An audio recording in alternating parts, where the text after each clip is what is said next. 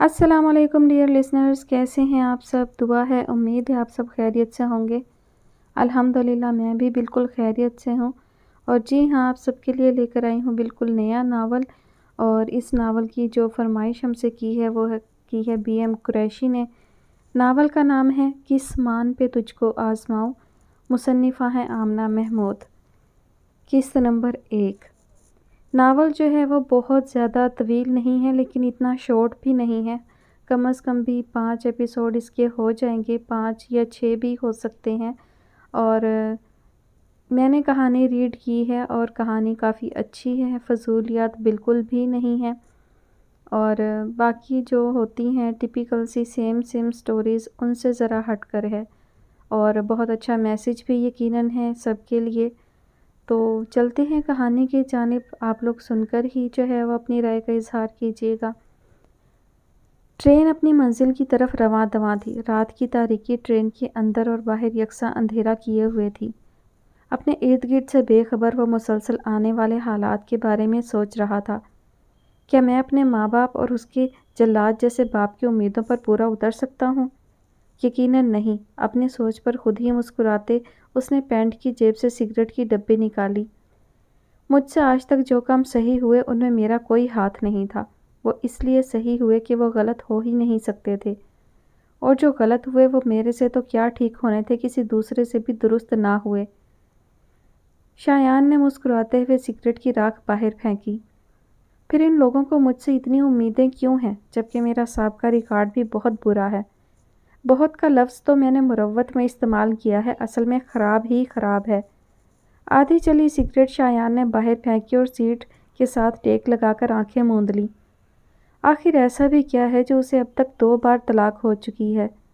اچھی خاصی لڑکی ہے، جہاں تک مجھے یاد پڑتا ہے آخری بار میں نے اسے ماموں کی شادی پر دیکھا تھا۔ تب تک تو سبھی اس کے گن گا رہے تھے، اور وہ بھی۔ اس سے پہلے شایان اس کے بارے میں مزید سوچتا، اپنے ساتھ اس کی بدتمیزی یاد آ گئی۔ 1 نمبر کی بدتمیز اور بدلحاظ لڑکی ہے، تبھی طلاق ہوئی ہوگی، شایان سوچتے ہوئے دوبارہ سیدھا ہو کر بیٹھا۔ اگر تجھے نیند نہیں آ رہی تو میرے لیے چائے ہی لے آ، سرمت نے شایان کی بے چینی نوٹ کرتے ہوئے برتھ سے آواز لگائی۔ تو ابھی تک زندہ ہے، دیکھنے میں تو نہیں لگ رہا تھا۔ شایان نے مصنوعی حیرت کا اظہار کرتے ہوئے اوپر دیکھا۔ اگر تو نے مزید کچھ دیر مجھے کھانے کو کچھ نہ دیا تو یقیناً مجھے کچھ ہو جائے گا۔ سرمت کے جواب پر شایان نے سر نفی میں ہلایا۔ تیرے ساتھ تو پتہ نہیں اللہ نے کون سا معاملہ رکھا ہے، ورنہ عام انسان تو اتنی دیر بھوکے پیاسے نہیں رہ سکتے۔ سرمت نے برتھ سے نیچے چھلانگ لگائی تو دھمک کی وجہ سے کچھ سوئے ہوئے مسافر بیدار ہو کر ادھر ادھر دیکھنے لگے۔ بزرگوں کہاں اترنا ہے؟ سرمت کے سوال پر وہ ادھیڑ عمر شخص اسے گھورتے ہوئے دوبارہ آنکھیں موند گیا۔ نیکی کا تو زمانہ ہی نہیں رہا۔ ایک تو میں ان کی مدد کر رہا تھا کہ کہیں بے خبری میں ان کا اسٹیشن ہی نہ گزر جائے، اور وہ ہیں کہ… سرمت نے اپنے سامنے بیٹھے شایان کی طرف دیکھا۔ ابھی تھوڑی دیر میں جہلم آ جائے گا، جو کچھ لینا ہوا ایک بار ہی لے آنا۔ شایان نے جیب سے پیسے نکالتے ہوئے سرمت کی طرف بڑھائے۔ ظالم انسان، اتنے تھوڑے پیسے، ان میں کیا آئے گا؟ مجھے پتا ہوتا کہ تم ملتان سے راولپنڈی مجھے یوں اس ٹرین میں ہلا ہلا کر بھوکا پیاسا لے کر جائے گا تو میں کبھی تیرے ساتھ نہیں آتا۔ سرمت نے منہ بناتے ہوئے پیسے جیب میں رکھے۔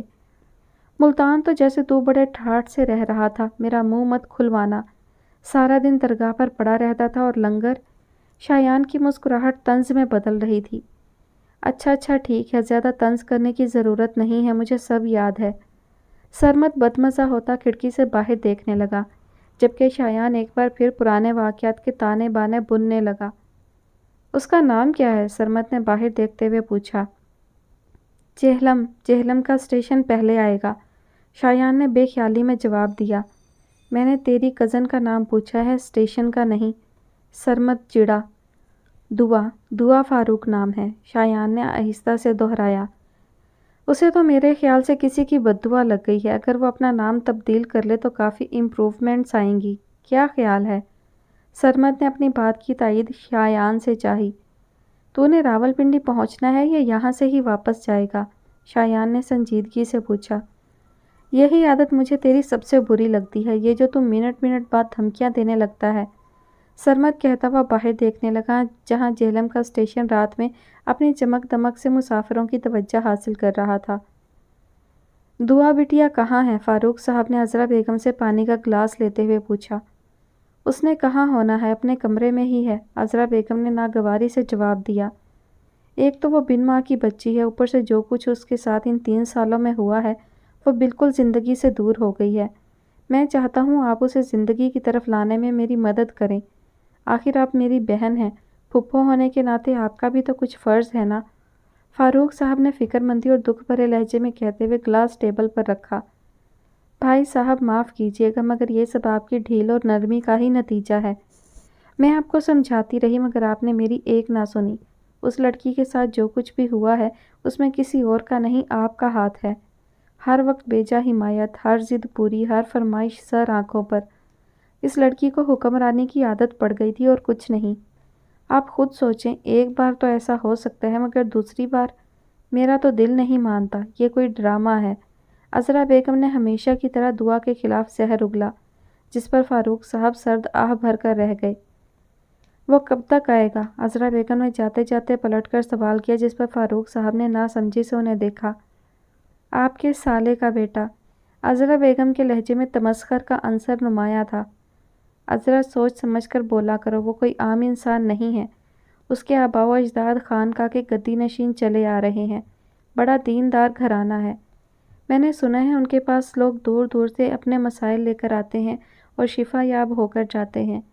فاروق صاحب کے لہجے میں فخر تھا۔ بھائی صاحب رہنے دیں ان درگاہوں اور خانقاہوں کے پجاریوں کو، سب فراڈ ہے، دھوکہ ہے۔ یہ لوگ معصوم عوام کو بیوقوف بنا کر اپنی تجوریاں بھرتے ہیں۔ آپ کا سسرال مجھے کبھی بھی پسند نہیں رہا، جاہل کہیں کے، جھنڈے پوجنے والے۔ عذرا بیگم نے حقارت سے فاروق صاحب کی طرف دیکھا۔ عذرا کچھ تو خدا خوفی کرو، وہ اللہ والے ہیں۔ فاروق صاحب کو دکھ ہوا۔ ہم اچھی خاصی خوشحال زندگی گزار رہے تھے مگر افسوس ہمارے خاندان کو یہ گدی نشین کھا گئے۔ نہ آپ دوستوں کے ساتھ ملتان عرس پر جاتے اور نہ وہ بلا ہمارے پلے پڑتی۔ معذرت مگر جیسی ماں تھی ویسی ہی بیٹی ہے۔ کیا دیندار گھرانوں کی لڑکیاں ایسی ہوتی ہیں؟ عذرا بیگم کا اشارہ فاروق صاحب کی لو میرج کی طرف تھا جسے وہ بخوبی سمجھ رہے تھے۔ عذرا پرانی باتوں کو بھول جاؤ، میں نے ذاتی طور پر دعا کی خالہ سے درخواست کی تھی، تب وہ اپنے گدی نشین کو بھیجنے پر راضی ہوئے، ورنہ یہ لوگ یوں کسی کے گھر نہیں جاتے۔ فاروق صاحب کی بات پر عذرا بیگم چپ کر گئیں۔ عذرا میرا دل کہتا ہے کہ میری بچی پر کسی نے تعویذ کرایا ہوا ہے، وہ حساب لگا کر بتائیں گے، پھر دیکھتے ہیں کہ کیا کرنا ہے۔ مجھے ہر صورت اپنی بیٹی کا گھر بسانا ہے۔ بھائی صاحب دعا پر کسی نے کوئی جادو ٹونا نہیں کیا ہوا، آپ خوامخواہ پیسہ برباد کرنے پر تلے ہوئے ہیں۔ اچھے خاصے عقل مند ہیں، پھر ایک لڑکی کے ہاتھوں بیوقوف کیوں بن رہے ہیں؟ وہ آپ کی نرمی کا فائدہ اٹھا رہی ہے، ہوش کریں۔ کوئی سایہ یا تعویذ نہیں ہے، کہیں ایسا نہ ہو کہ وہ اسی طرح آپ کی نرمی کا فائدہ اٹھاتے ہوئے ہمارے منہ پر کالک مل دے۔ عذرا بیگم کہتی ہوئی کمرے سے باہر نکل گئی، جبکہ دنیا جہان کے سخت مزاج اور مغرور فاروق صاحب اپنی بیٹی کی حالت زار پر نوحہ کناں تھے۔ لوگوں کے نزدیک ٹیلی فون ایک زبردست ایجاد ہے مگر مجھے اس سے شدید نفرت ہے۔ میرے بس میں ہوتا تو میں ساری دنیا سے اس منحوس ایجاد کو ختم کر دیتی جو میری خوشیوں کی قاتل ہے۔ دعا ٹیرس پر کھڑی اس منحوس دن کو یاد کر رہی تھی۔ وہ بھی کیا دن تھا، ہر طرف شادی کا شور تھا، گھر مہمانوں سے بھرا پڑا تھا۔ بابا نے پورے گھر کو برقی کمکموں اور لائٹوں سے سجایا تھا، آخر ان کی شہزادی کی شادی تھی۔ بابا آپ نے بہت زیادہ خرچہ کر دیا ہے، پتہ نہیں کیوں مگر مجھے اچھا نہیں لگ رہا۔ دعا نے محبت سے فاروق صاحب کی طرف دیکھتے ہوئے کہا، یہ کیسی باتیں کر رہی ہو، میں نے تمہارے لیے کچھ نہیں کیا، جو بھی کیا ہے اپنی بیٹی کے لیے کیا ہے۔ فاروق صاحب کی بات پر وہ مسکراتی ہوئی اپنے حنائی ہاتھ دیکھنے لگی۔ آج تمہاری مہندی ہے اور کل بارات، پھر میری بیٹی بہت دور چلی جائے گی۔ فاروق صاحب افسردہ ہوئے۔ مگر میری ایک بات یاد رکھنا دعا، میں تمہاری شادی ایک پڑھے لکھے انسان سے کر رہا ہوں، لیکن اگر زندگی کے کسی بھی حصے میں تمہیں یہ احساس ہو کہ میرا فیصلہ غلط ہے یا وہ انسان کی جگہ حیوان نکل آئے تو میری پیاری اور بہادر بیٹی کسی کی پرواہ مت کرنا۔ یہ گھر تمہارے باپ کا ہے اور تمہارے لیے ہمیشہ کھلا رہے گا۔ دکھ مت سہنا، گھٹ گھٹ کر مت جینا، واپس آ جانا، سمجھی؟ فاروق صاحب کی بات پر دعا نے سر ہلایا۔ بابا کیا شاہد اچھے نہیں ہیں؟ کسی خدشے کے تحت دعا نے باپ سے پوچھا۔ اچھا ہے تو اپنی بیٹی کے لیے پسند کیا ہے نا، ورنہ کوئی ایرا گیرا مجھے پسند آتا؟ فاروق صاحب نے سوالیہ نظروں سے دعا کی طرف دیکھا۔ پھر آپ ایسی باتیں کیوں کر رہے ہیں؟ وہ بہت اچھا ہے، مگر بیٹا یہ دنیا اپنا باطل چھپانے میں ماہر ہے، اس لیے سمجھایا ہے۔ فاروق صاحب نے پیار سے اس کے سر پر ہاتھ پھیرا۔ پیلے جوڑے میں وہ بالکل سرسوں کے کھیت میں کھلا پھول لگ رہی تھی۔ اس کے انگ انگ سے خوشی پھوٹ رہی تھی جو اس کے حسن کو مزید چار چاند لگا رہی تھی۔ ہر کوئی دعا کی قسمت پر رشک کر رہا تھا سوائے اس کی تائی اور پھپھو کے، جو ہمیشہ ہی اس سے نفرت کرتی آئی تھی۔ وجہ دعا کو کبھی معلوم نہ ہو سکی۔ دعا تم بہت خوش قسمت ہو، قسم سے تمہاری ساس کیا زبردست چیزیں لائی ہیں۔ سنا ہے ایک ہیرے کی انگوٹھی بھی ہے۔ عنایہ نے اس کے پاس بیٹھتے ہوئے سرگوشی کی۔ اچھا، دعا بس اتنا ہی کہہ سکی، مگر دل میں اتنے چاہے جانے پر ایک غرور سا سر اٹھانے لگا کہ میں تو پیدا ہی چاہے جانے کے لیے ہوئی ہوں۔ مگر اللہ کو غرور کرنے والا بالکل پسند نہیں، وہ تو صبر کرنے والوں کے ساتھ ہے۔ مہندی کا فنکشن پورے عروج پر تھا، کوئی دعا کی قسمت پر رشک کر رہا تھا اور کوئی حسد۔ پھر یوں ہوا کہ کسی حاسد کی نظر دعا کو لگ گئی اور وہ پوری تقریب ایک فون کی گھنٹی کھا گئی۔ بارات دیکھنا کسی کو نصیب ہی نہ ہوئی۔ تھوڑی دیر پہلے وہ لوگ دعا کو خوش قسمت کہہ رہے تھے، اب ماں کی طرح منحوس کہنے لگے۔ ایک سحر تھا جو ٹوٹا۔ دعا نے دونوں کانوں پر ہاتھ رکھتے ہوئے سر نفی میں ہلایا اور آنکھوں سے اشک رواں تھے۔ میرے ساتھ ہی کیوں اللہ جی، میرے ساتھ ہی کیوں؟ خاندان میں اور بھی تو لڑکیاں ہیں، مگر میں ہی کیوں؟ آسمان کی طرف سے سر اٹھائے وہ ہمیشہ کی طرح شکوہ کرنے میں مصروف تھی کہ گیٹ پر بجتی مسلسل بیل نے اس کی توجہ زبردستی اپنی طرف مبذول کرائی۔ شاید اس کا مسیحا آن پہنچا تھا۔ جدید طرز سے آراستہ ڈرائنگ روم میں اس وقت سرمد اور شایان دیوان سیٹ پر بڑے ٹھاٹھ سے بیٹھے تھے۔ سامنے ٹیبل پر رنگ برنگی چیزیں رکھی ہوئی تھیں۔ یار تیرے خالو کے گھر والے مجھے بہت پسند آ گئے ہیں، میزبان کو بالکل ایسا ہی ہونا چاہیے، سرمد نے پیزا کے ساتھ بھرپور انصاف کرتے ہوئے کہا، جبکہ شایان کچھ اکتایا سا لگ رہا تھا۔ دیکھ ساری چیزیں ہمارے آگے رکھ کر خود چلے گئے ہیں، اب ہم آسانی سے سب کھا سکتے ہیں۔ سرمد نے گلاب جامن منہ میں رکھتے ہوئے دوبارہ شایان کو مخاطب کیا۔ ہم نہیں، صرف تم، کیونکہ مجھے یہ بیکری آئٹم بالکل پسند نہیں۔ شایان ٹانگ پر ٹانگ رکھے بے چینی سے ہلا رہا تھا۔ اوہ سوری، یہ چیزیں تو ہم انسانوں کے لیے ہیں، آپ تو… سرمد نے بھی مزید اپنی زبان کے جوہر دکھانے تھے، مگر فاروق صاحب کو اندر آتے دیکھ کر خاموش ہو گیا۔ آپ بھی کھائیں نا، اتنا لمبا سفر تھا، یقیناً تھک گئے ہوں گے۔ فاروق صاحب نے شایان کو بیٹھے دیکھ کر پوچھا۔ نہیں، یہ کسی کے گھر کچھ نہیں کھاتے۔ اس سے پہلے شایان جواب دیتا سرمد بول پڑا۔ کیوں؟ فاروق صاحب نے بے ساختہ پوچھا۔ یہ اکیلے نہیں کھاتے، ان کے ساتھ جن پریاں کھاتی ہیں تو خوراک کم پڑ جاتی ہے، لہٰذا یہ کسی مرید کو پریشان نہیں کرنا چاہتے، یہ صرف آستانے پر ہی کھانا کھاتے ہیں۔ سرمد کی شرارت فاروق صاحب کو تو سمجھ نہیں آئی، مگر شایان کا دل کیا اس کی گردن مروڑ دے۔ آپ بھوکے پیاسے کیسے رہیں گے؟ فاروق صاحب سچ مچ پریشان ہو گئے۔ آپ میری فکر نہیں کریں، یہ بتائیں کہ مسئلہ کیا ہے؟ شایان نے قدرے سخت اور سنجیدہ لہجے میں پوچھا۔ وہ میں نے ساری بات نائلہ سے کی تھی۔ فاروق صاحب تھوڑا سا ہچکچائے۔ نائلہ خالہ نے ابا سے کیا کہا کیا نہیں، مگر مجھے آپ کے منہ سے سننا ہے۔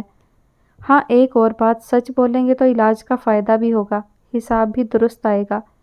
جھوٹ کی صورت میں صرف نقصان ہی نقصان ہے، کیونکہ عمل الٹا ہو جاتا ہے۔ شایان نے فاروق صاحب کو ڈرایا۔ نہیں، میں جھوٹ نہیں بولتا، فاروق صاحب نے گلا صاف کرتے ہوئے کہا۔ سب یہی کہتے ہیں۔ شایان کے جواب پر فاروق صاحب کے ساتھ ساتھ سرمد نے بھی حیرت سے انہیں دیکھا۔ میری اکلوتی بیٹی دعا کے ساتھ 3 سال سے کچھ مسئلہ ہو گیا ہے، وہ راتوں کو اٹھ کر چیخنے لگتی ہے، اپنے بال نوچتی ہے، دوسروں کے ساتھ ساتھ اپنے آپ کو بھی نقصان پہنچانے سے دریغ نہیں کرتی۔ فاروق صاحب اتنا کہہ کر خاموش ہو گئے، جبکہ شایان انہیں گہری نظروں سے دیکھ رہا تھا۔ اور کچھ دیر خاموشی کے بعد شایان نے بات میں پہل کی۔ وہ مختلف چیزوں سے ڈرنے لگی ہے۔ فاروق صاحب نے الجھتے ہوئے دونوں کی طرف دیکھا۔ اس میں اتنا پریشان ہونے والی کیا بات ہے؟ اکثر لڑکیاں اپنی باتیں منوانے کے لیے ایسی حرکتیں کرتی ہیں۔ اکلوتی اولادیں عموماً نارمل نہیں ہوتی۔ لڑکیاں جذباتی ہوتی ہیں اور معمولی چیزوں سے بھی ڈر جاتی ہیں، اس میں عجیب کیا ہے؟ شایان بدمزہ ہوا۔ وہ ان چیزوں سے ڈرتی ہے جن سے کوئی بچہ بھی ڈر نہیں سکتا، جیسے فون کی گھنٹی، بارش، میوزک، لائٹنگ، عروسی ملبوسات وغیرہ۔ فاروق صاحب کے جواب پر شایان کے ساتھ ساتھ سرمد کو بھی حیرت کا شدید جھٹکا لگا۔ کیا؟ دونوں نے ایک ساتھ کہا۔ جی بالکل ایسا ہی ہے، وہ ان جیسی بہت سی چیزوں کو دیکھ کر شور مچا دیتی ہے۔ فاروق صاحب نے اینک اتار کر اپنی آنکھیں صاف کیں۔ کیا وہ شروع سے ایسی ہے؟ شایان جانتا تھا کہ وہ ایک چنچل شوخ لڑکی تھی، مگر جان بوجھ کر سوال کیا۔ نہیں، پچھلے 3 سال سے وہ ایسی ہو گئی ہے، پہلے بالکل ٹھیک تھی۔ اپنے اسکول کالج میں پوزیشن ہولڈر رہی ہے، بہت سارے تقریری مقابلے بھی جیتے ہیں۔ اس کی لکھائی بہت خوبصورت تھی اور پینٹنگ بھی کمال کرتی تھی، مگر اب… فاروق صاحب کی آواز میں نمی گھلنے لگی۔ مگر اب کیا؟ سرمد بھی اب پوری طرح فاروق صاحب کی طرف متوجہ ہو گیا تھا۔ مگر اب وہ بالکل خاموش ہو گئی ہے، بولتی ہی نہیں۔ میرے کان اس کے منہ سے بابا سننے کے لیے ترس گئے ہیں۔ فاروق صاحب شدید جذبات کی رو میں بہہ رہے تھے۔ جہاں تک میں سمجھا ہوں آپ کی بچی کے ساتھ سائیکولوجیکلی اور میڈیکلی ایشوز ہیں۔ آپ نے ہمیں خواہ زحمت دی۔ اسے کسی اچھے سائیکیٹرسٹ کو دکھائیں اور مکمل میڈیکل چیک اپ کرائیں۔ شایان نے اٹھتے ہوئے مشورہ دیا۔ سب کچھ کر لیا ہے، ڈاکٹرز کہتے ہیں اسے کچھ نہیں ہے، وہ بالکل ٹھیک ہے۔ میں اپنے طور پر سب کر چکا ہوں۔ نائلہ کہتی کسی اللہ والے کو دکھائیں، شاید کوئی جادو ٹونا ہو۔ فاروق صاحب کی بات پر شایان مسکرایا۔ سب اللہ والے ہیں کیونکہ ہم سب اللہ کے بندے ہیں۔ میرے خیال سے ایک اولاد، خاص طور پر بیٹی کے حق میں باپ کی دعا سے زیادہ کسی کی دعا اہمیت نہیں رکھتی۔ اگر مجھے ذرا بھی علم ہوتا کہ بس اتنی سی بات ہے تو میں کبھی ملتان سے یہاں نہیں آتا۔ خود بھی نماز پڑھا کریں، گھر والوں کو بھی تاکید کریں اور اپنی بیٹی کو بھی۔ سب ٹھیک ہو جائے گا، چلتا ہوں۔ شایان فاروق صاحب کا کندھا تھپکتا دروازے کی طرف بڑھنے لگا، جبکہ شایان کی اس قدر جلد بازی پر سرمد حیران تھا۔ سب اللہ والے نہیں ہوتے، کچھ شیطان بھی ہوتے ہیں۔ آپ نے پوچھا نہیں 3 سال پہلے ایسا کیا ہوا تھا؟ وہ ایسی کیوں ہو گئی؟ فاروق صاحب کی آواز پر شایان نے رک کر انہیں دیکھا۔ طلاق ایسا بڑا مسئلہ نہیں جتنا آپ لوگ بنا رہے ہیں یا آپ کی بیٹی نے بنا لیا ہے۔ میرے خیال سے آپ کی بیٹی معذرت کے ساتھ ڈرامے کر رہی ہے۔ آج کل ٹی وی ڈراموں کا اثر لڑکیوں نے کچھ زیادہ ہی لے لیا ہے۔ 2 تھپڑ لگائیں، ٹھیک ہو جائے گی۔ شایان کے اس قدر شفاف مشورے پر سرمد کو یقین نہیں آیا کہ یہ وہی شایان بول رہا ہے جو سارے راستے اس کے لیے پریشان آیا ہے۔ آپ لگا دیں 2 تھپڑ، میں کچھ نہیں کہوں گا، بشرط یہ کہ وہ 2 تھپڑ لگنے سے ٹھیک ہو جائے۔ فاروق صاحب کے طنز کو شایان نے واضح محسوس کیا۔ سوچ لیں، ہم یہ جھوٹ موٹ کے جن اسی طرح نکالتے ہیں۔ شایانہ بالکل فاروق صاحب کے مقابل تھا۔ مجھے منظور ہے، ہر طریقہ منظور ہے، بس میری بچی زندگی کی طرف لوٹ آئے۔ فاروق صاحب کا جواب شایان کو لاجواب کر گیا۔ طلاق کی وجوہات کیا تھیں؟ اب کی بار شایان نے دوبارہ صوفے پر بیٹھتے ہوئے قدرے نرم لہجے میں پوچھا۔ وجوہات نہیں تھی، وجہ تھی، بس ایک وجہ۔ فاروق صاحب نے سر جھکاتے ہوئے آہستہ آواز میں جواب دیا۔ وجہ؟ شایان نے دہرایا۔ جی بس ایک وجہ۔ فاروق صاحب اب سنجیدگی سے شایان کو دیکھ رہے تھے جو حیران تھا۔ کیا وجہ تھی؟ سرمد نے تجسس کے مارے بے چینی سے پوچھا۔ نامرد۔ ایک لفظی جواب تینوں کو خاموش کر گیا۔ بس اس نمونے کی کمی رہ گئی تھی، اس کو کس نے بلوایا ہے؟ رخسانہ بیگم نے عذرا بیگم سے پوچھا۔ بھائی صاحب کے خیال میں ان کی بٹیا پر کسی نے جادو کر دیا ہے، تبھی اس کا گھر بس نہیں رہا۔ یہ کل کا چھوکرا اس کا علاج کرنے آیا ہے۔ عذرا بیگم نے تمسخر سے کہتے ہوئے رخسانہ بیگم کی طرف دیکھا جو ان کی بات پر ہنس رہی تھی۔ چلو جی، یہ شوق بھی پورا کر کے دیکھ لیں۔ ویسے حد ہے، میں نے ایسا باپ آج تک نہیں دیکھا۔ لوگ تو ایسی باتیں چھپاتے ہیں اور بیٹی کو سختی سے منع کرتے ہیں کہ کسی سے ذکر نہیں کرنا، مگر یہاں تو بھائی صاحب اشتہار لگا رہے ہیں۔ رخسانہ بیگم کے لہجے میں حقارت تھی۔ ماما آپ ادھر چچا کے پورشن میں بیٹھی ہیں، ادھر ابو کا فون آیا ہوا ہے۔ عنایہ نے ناراضگی سے ماں کی طرف دیکھا جو ہر وقت فاروق چچا کے پورشن میں عذرا پھپھو کے ساتھ گپیں مارتی رہتی تھی۔ آج کیوں فون کیا ہے؟ ابھی کل تو بات ہوئی ہے، خیر ہے؟ تو نے تو کوئی شکایت نہیں لگائی۔ ایک تو میری اولاد ہی میری دشمن ہے، ان کے ہوتے ہوئے مجھے کسی دشمن کی کمی محسوس نہیں ہوتی۔ رخسانہ بیگم بولتی ہوئی اپنے پورشن کی طرف چل دیں، جبکہ عنایہ وہیں پھپھو کے پاس بیٹھ گئی۔ پھپھو ڈرائنگ روم میں کون ہے؟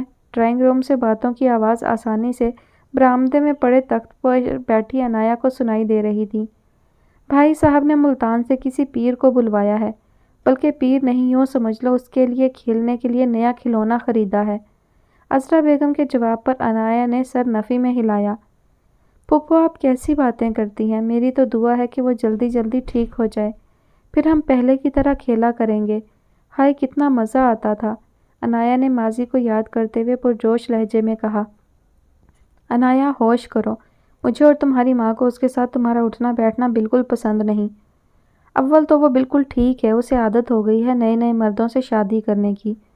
دوسرا اگر ایسا ہی کچھ ہے تو پاگل خانے بھیج دیں تاکہ ہم سب کی جان سکھی ہو، عذرا بیگم کہتی ہوئی تخت سے نیچے اتری۔ غلط بات ہے، پتہ نہیں کیوں آپ اور ماما اس کے ساتھ ایسا سلوک کرتی ہیں، حالانکہ وہ بہت اچھی ہے۔ عنایا کو دکھ ہوا۔ لڑکی جتنی تیری عمر ہے اتنا ہمارا تجربہ ہے، وہ لڑکی بہت چالاک ہے، تیری جیسی کو تو وہ یوں گھما دے، عذرا بیگم نے چٹکی بجائی۔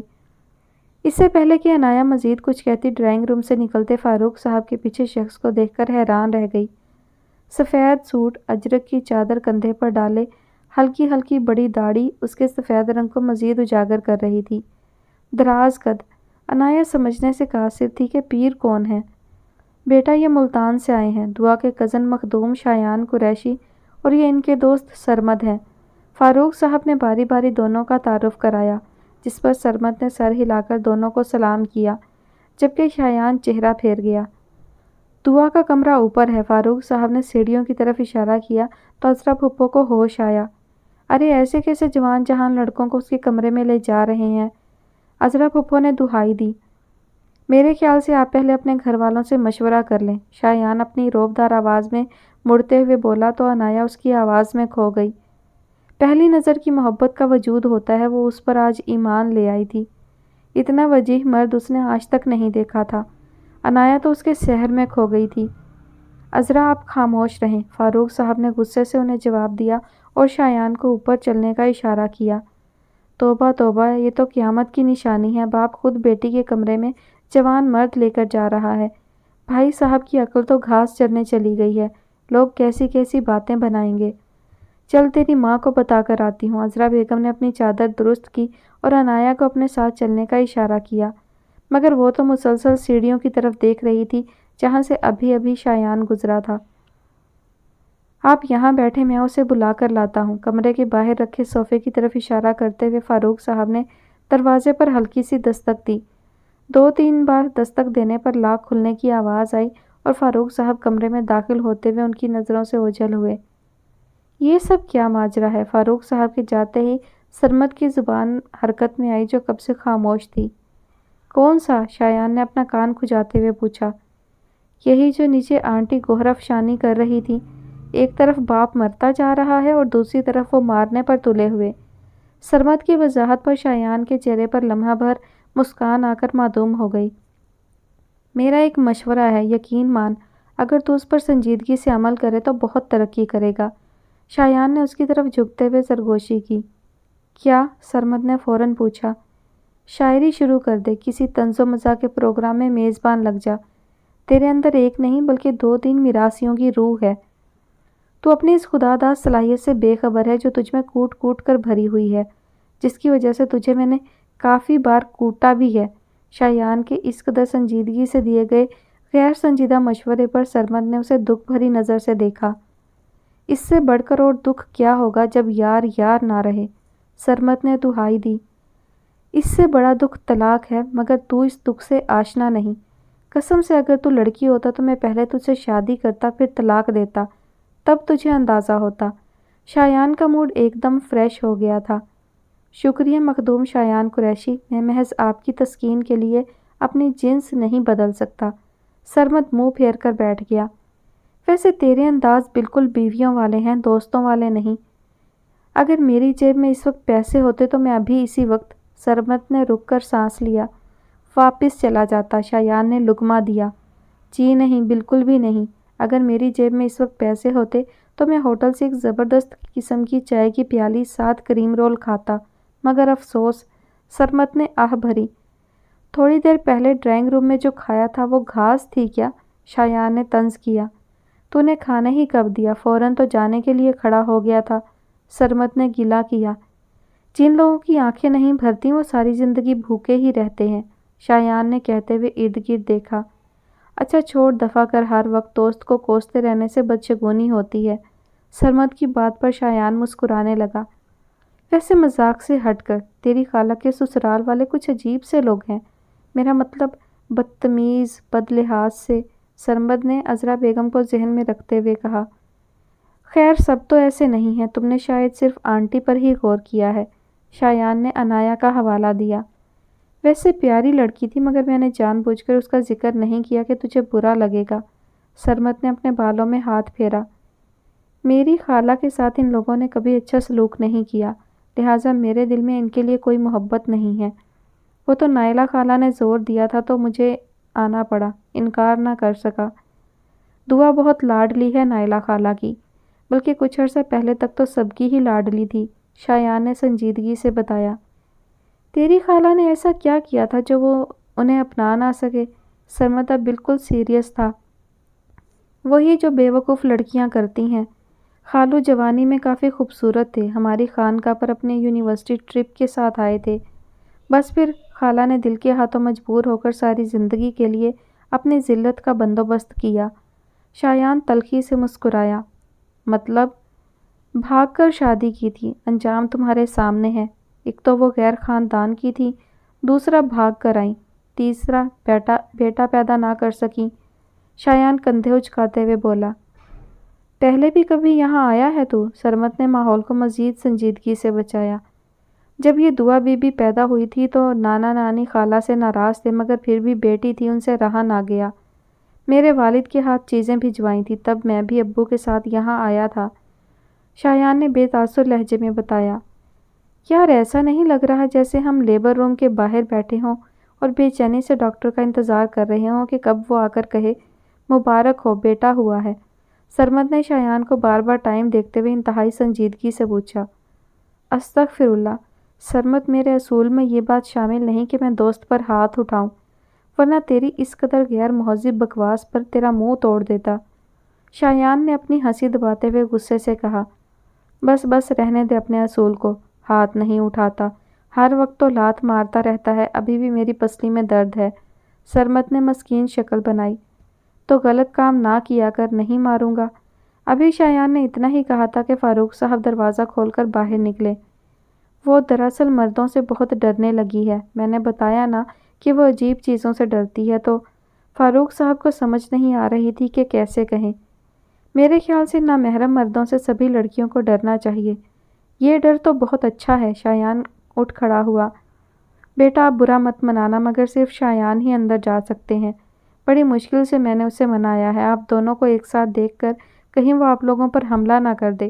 فاروق صاحب شرمندہ ہوئے۔ کوئی بات نہیں، میں یہاں ہی ٹھیک ہوں، مجھے اپنی شکل بگاڑنے کا کوئی شوق نہیں۔ آخری جملہ سرمد نے زیر لب کہا۔ شایان نے فاروق صاحب کے ساتھ جیسے ہی کمرے میں قدم رکھا تو جس چیز نے اسے حیران کیا وہ اس کمرے کی حالت تھی۔ باقی گھر کی نسبت یہ کمرہ ضرورت سے زیادہ ہی سادہ تھا۔ ایک چارپائی، ایک 2 سیٹر صوفہ اور ایک چھوٹا سا میز جو چارپائی کے ساتھ رکھا تھا، باقی سارا کمرہ خالی تھا۔ فاروق صاحب نے اسے صوفے پر بیٹھنے کا اشارہ کیا اور خود ٹیرس کی طرف بڑھ گئے۔ چند لمحے ہی گزرے ہوں گے کہ ایک دبلی پتلی لڑکی جو کم از کم اسے دعا نہیں لگی، فاروق صاحب کا بازو پکڑے اندر داخل ہوئی۔ ہلکے گلابی رنگ کے پرنٹڈ لان سوٹ پر سادہ سا دوپٹہ لپیٹے وہ فاروق صاحب کے ساتھ چارپائی پر سمٹ کر بیٹھ گئی۔ شایان نے گہری نظروں سے اس کا جائزہ لیا۔ اس کی رنگت حد سے زیادہ سفید تھی، جیسے کوئی تھیلیسیمیا کا مریض ہوتا ہے۔ آنکھوں کے نیچے گہرے ہلکے اور شدید کمزور، ڈری سہمی سی۔ یہ تو وہ دعا ہے ہی نہیں جس نے ماموں کی شادی پر شایان کی بینڈ بجائی تھی۔ بیٹا یہ شایان ہے، تمہاری بڑی خالہ کے بیٹے، انہیں خاص طور پر نائلہ نے بھیجا ہے، آپ کے بارے میں بہت فکر مند ہو رہی تھی، آپ ان سے فون پر بات جو نہیں کرتی اس لیے۔ فاروق صاحب نے پیار سے دعا کو اپنے ساتھ لگاتے ہوئے بتایا۔ شایان نے نوٹ کیا وہ بالکل ایسے بیٹھی تھی جیسے اس کمرے کا حصہ ہی نہ ہو۔ حالانکہ وہ دعا کے لیے دل میں کوئی ہمدردی نہیں رکھتا تھا، پھر بھی اس کی حالت پر دکھی ہوا۔ فاروق صاحب نے بہت ادھر ادھر کی باتیں کی، مگر وہ لڑکی ٹس سے مس نہ ہوئی۔ اس نے ایک بار بھی نظر اٹھا کر نہیں دیکھا۔ یہ بات شایان نے نوٹ کی کہ اسے عام باتوں سے کوئی غرض نہیں، اسے بلانے کے لیے کچھ خاص کہنا ہوگا۔ نائلہ خالہ نے مجھے آپ کو لانے کے لیے کہا ہے، کیا آپ ملتان چلیں گی؟ شایان نے جیسے ہی یہ جملہ ادا کیا، ایک جھٹکے سے دعا نے اس کی طرف دیکھا، موٹی موٹی آنکھوں میں سرخ ڈورے۔ کچھ دیر بعد وہ بے خیالی میں شایان کو دیکھتی رہی، جیسے کچھ کھوج رہی ہو۔ چلیں گی نا؟ شایان نے دوبارہ مخاطب کیا۔ نہیں، تم مجھے وہاں جا کر بیچ دو گے، تم مجھے دھوکے سے لینے آئے ہو، تمہیں اسی نے بھیجا ہے، میں جانتی ہوں۔ اچانک دعا چیخی اور آس پاس کچھ تلاش کرنے لگی۔ دعا کی اس اچانک بدلتے رویے پر شایان گھبرا کر کھڑا ہو گیا، جبکہ فاروق صاحب کے چہرے پر مسکراہٹ تھی۔ چلے جاؤ یہاں سے، میں تمہیں جان سے مار دوں گی۔ دعا نے شایان کا گریبان پکڑتا فاروق صاحب کو ہوش آیا۔ وہ جو اتنے عرصے بعد دعا کو بولتے دیکھ کر خوش ہو رہے تھے، اس کے جارحانہ عزائم پر پریشان ہوئے۔ دعا انہیں چھوڑ دو، یہ وہ نہیں ہے جو تم سمجھ رہی ہو۔ فاروق صاحب نے دعا کو پیچھے کرنے کی کوشش کی، جبکہ شایان ایسی کوئی کوشش نہیں کر رہا تھا۔ دعا کچھ دیر بولتی اور چیختی رہی، پھر شدید کمزوری اور ڈپریشن کی وجہ سے فاروق صاحب کے بازوؤں میں جھول گئی۔ فاروق صاحب نے احتیاط سے اسے چارپائی پر لٹایا، جبکہ شایان باہر نکل گیا۔ میں آپ سے بہت شرمندہ ہوں، مگر آپ کا شکر گزار بھی ہوں۔ کتنے عرصے بعد وہ بولی ہے، ورنہ صرف اونچا اونچا روتی تھی۔ فاروق صاحب کی آنکھوں میں نمی تھی۔ آپ پہلے ڈاکٹر کو بلوا کر اس کا چیک اپ کروا لیں، باقی باتیں بعد میں کرتے ہیں، شایان نے انہیں تسلی دی۔ آپ پلیز واپس مت جائیں، میرا دل گواہی دیتا ہے وہ آپ کی برکت سے جلد ٹھیک ہو جائے گی۔ میں منہ مانگی رقم دوں گا، میرا سب کچھ اسی کے لیے ہے۔ فاروق صاحب جذباتی ہو رہے تھے۔ آپ پہلے ڈاکٹر کو کال کریں، ہم بعد میں بات کرتے ہیں۔ شایان نے فاروق صاحب کا کندھا تھپکا۔ آپ کی برکت سے وہ جلد ٹھیک ہو جائے گی، یہاں آپ کی برکت سے لوگ خراب ہو رہے ہیں۔ سرمد نے فاروق صاحب کے جاتے ہی نقل اتاری۔ میرا اصول ہے کہ میں، شایان نے ابھی بولنا شروع ہی کیا تھا کہ سرمد فاصلے پر ہو گیا۔ ایک مہربانی کر اپنا یہ اصول توڑ دے، کم از کم ہاتھ لات سے کم ہی تکلیف دیتا ہوگا تو مجھ پر ہاتھ اٹھا دیا کر۔ سرمد کی بات پر شایان پرسوچ انداز میں مسکرا دیا۔ وہ آپ کی برکت سے جلد ٹھیک ہو یا نہ ہو، مگر مجھے لگتا ہے کہ آپ اس کی برکت سے ٹھیک ہو جائیں گے، سرمد نے شرارت کے ساتھ کہتے ہوئے نیچے کا رخ کیا، مبادا شایان ہاتھ ہی نہ اٹھا لے۔ شایان بیڈ پر لیٹا مسلسل چھت کو گھور رہا تھا۔ وہ لاشعوری طور پر دعا کو سوچنے پر مجبور تھا۔ ان کی خانقاہ پر کتنی ہی ایسی عورتیں اور لڑکیاں آتی تھیں جو طلاق کے بعد اپنے نئے رشتوں کی تلاش میں دعائے خیر کرواتی۔ پھر دعا نے اتنا اثر کیوں لیا ہے، جبکہ وہ ایک پڑھی لکھی اور سمجھدار لڑکی تھی؟ گھر کی طرف سے بھی دباؤ نہیں، خالو ابھی اسے اتنا سپورٹ کر رہے تو تب بھی کیا ہوگا۔ پھر ایسا کیا ہے جو چھپایا جا رہا ہے یا چھپا ہوا ہے؟ شایان مسلسل دعا کو سوچتے ہوئے اس کی حالت کے بارے میں فکر مند ہو رہا تھا۔ اس کے ماتھے پر شکن نمایاں تھی۔ مرشد ہم پر بھی نظر کرم کریں، آپ تو پنکھے کے حسن میں ہی کھو گئے ہیں۔ سرمد نے اپنی ہنسی دباتے ہوئے شایان کو سوچوں کے گرداب سے نکالا۔ کیا تکلیف ہے؟ شایان نے انتہائی بیزاری سے پوچھا۔ مرشد تھوڑا سا سوال بہتر کر لیں اور پوچھیں کہ کدھر تکلیف ہے؟ سرمد کا مسخرہ پن عروج پر تھا۔ سرمد بالکل بات سیدھی کر ورنہ میں اپنا اصول توڑ دوں گا۔ شایان کے کہنے پر سرمد کا زندگی سے بھرپور قہقہہ گونجا۔ آپ کے ابا جی کا فون تھا، آگے مجھے بتانے کی ضرورت نہیں، آپ خود سمجھدار ہیں۔ سرمد نے مصنوعی مسکراہٹ سے شایان کو دیکھا۔ جب اس طرح کی حرکتیں کرتا ہے تو کمینوں کا استاد لگتا ہے، کب سے اول فول بک رہا ہے، سیدھی طرح کیوں نہیں بولا کہ ابا جی کا فون تھا؟ شایان نے جلدی سے اپنا موبائل نکالتے ہوئے نمبر ملایا۔ السلام علیکم ابا سائیں۔ کال اٹینڈ ہوتے ہی شایان نے احترام سے سلام کیا۔ بیٹا جی کیا صورتحال ہے، کب تک واپسی ہے؟ آپ کو معلوم ہے نا کہ اگلے مہینے سالانہ عرس ہے، بہت تیاریاں کرنی ہیں، کارڈ چھپوانے ہیں، اس بار پہلے سے زیادہ VIP لوگوں کے آنے کا امکان ہے، آپ سمجھ رہے ہیں نا؟ مخدوم حاکم علی کی سنجیدہ اور رعبدار آواز میں چھپی دھمکی شایان بخوبی سمجھ رہا تھا۔ بس 2 دن تک واپسی ہے، آپ پریشان نہ ہوں، میں سب دیکھ لوں گا، آپ کو شکایت کا موقع نہیں ملے گا۔ شایان کے جواب پر وہ ہنسے۔ بیٹا جی 3را دن نہیں ہونا چاہیے، مجھے آپ کا یوں اپنے ننیال جانا بالکل پسند نہیں آیا۔ نائلہ کی وجہ سے خاموش ہیں، ورنہ وہ لوگ، حاکم علی نے کہتے ہوئے خاموشی اختیار کی۔ آپ بے فکر رہیں، میں پہنچ جاؤں گا۔ شایان نے مزید بحث سے بچنے کے لیے بات ختم کی۔ یہ جو تو کہہ رہا ہے، اوہ سوری، میرا مطلب ہے یہ جو آپ نے 1000 گرام کا کیپسول اپنے والد کو دیا ہے، آپ کے خیال میں انہیں اس سے افاقہ ہوگا؟ سرمد کے سوال پر شایان نے قریب پڑا تکیہ کھینچ کر اسے مارا۔ ہر وقت بکواس کرتا رہتا، کبھی سیریس بھی ہو جایا کر، شایان نے پرسوچ انداز میں کہا۔ کیوں اتنا سوچ رہا ہے؟ آخر مسئلہ کیا ہے؟ سرمد نے اب سنجیدگی سے پوچھا۔ یار میں اس لڑکی کو بہت اچھے سے جانتا ہوں، نائلہ خالہ کی وہ بیسٹ فرینڈ تھی۔ نائلہ خالہ میری ہم عمر اور ہم دونوں دعا سے تقریباً 7 سال بڑے ہیں۔ میں نے کبھی نائلہ کو خالہ نہیں سمجھا، وہ میری دوست ہیں اور دعا ان کی۔ اسی واسطے سے ہمیشہ دعا کے بارے میں مجھے معلوم ہوتا رہا سب۔ ہم دونوں کی کبھی ایک دوسرے سے براہ راست گفتگو نہیں ہوئی، مگر نائلہ خالہ مجھ سے دعا کے بارے میں باتیں کرتی رہتی تھی۔ مجھے بھی ان کی باتیں سننا اچھا لگتا تھا۔ 5 سال پہلے میں نے پہلی بار ملتان میں ہی دعا کو چھوٹے ماموں کی شادی پر دیکھا تھا۔ بہت پیاری لگ رہی تھی، اور زبان تو خیر۔ شایان جان بوجھ کر اپنی بے عزتی جو دعا کے ہاتھوں لڑکیوں کے ٹینٹ میں سگریٹ پینے کی وجہ سے ہوئی تھی چھپا گیا۔ بہت ہی پورے اعتماد لڑکی تھی، مگر جو لڑکی میں نے آج دیکھی ہے وہ کم از کم دعا نہیں ہے، بالکل بھی نہیں۔ دعا تمہارے گھر بھی گئی تھی؟ سرمد نے کچھ سوچتے ہوئے پوچھا۔ نہیں، نہ ہم نے بلوایا نہ وہ آئی، شایان نے کندھے اچکائے۔ تم لوگ کچھ عجیب سے کزنز ہو، حالانکہ عام طور پر سب کی ننیال سے بہت بنتی ہے۔ سرمد پشت کے بل بیڈ پر نیم دراز ہوا۔ میری باقی سارے ننیال سے بہت بنتی ہے، مگر یہاں معاملہ بھاگنے کی وجہ سے الٹ ہے۔ دوسرا نانو اسی خالہ کے دکھ سے چل بسی اور مرتے دم تک یہی کہتی رہی کہ فاروق میری بیٹی کا قاتل ہے۔ شایان کہتا وہ جیب سے سگریٹ نکال کر سلگانے لگا۔ دعا کی امی کیسے فوت ہوئی تھی؟ سرمد نے حیرت سے پوچھا۔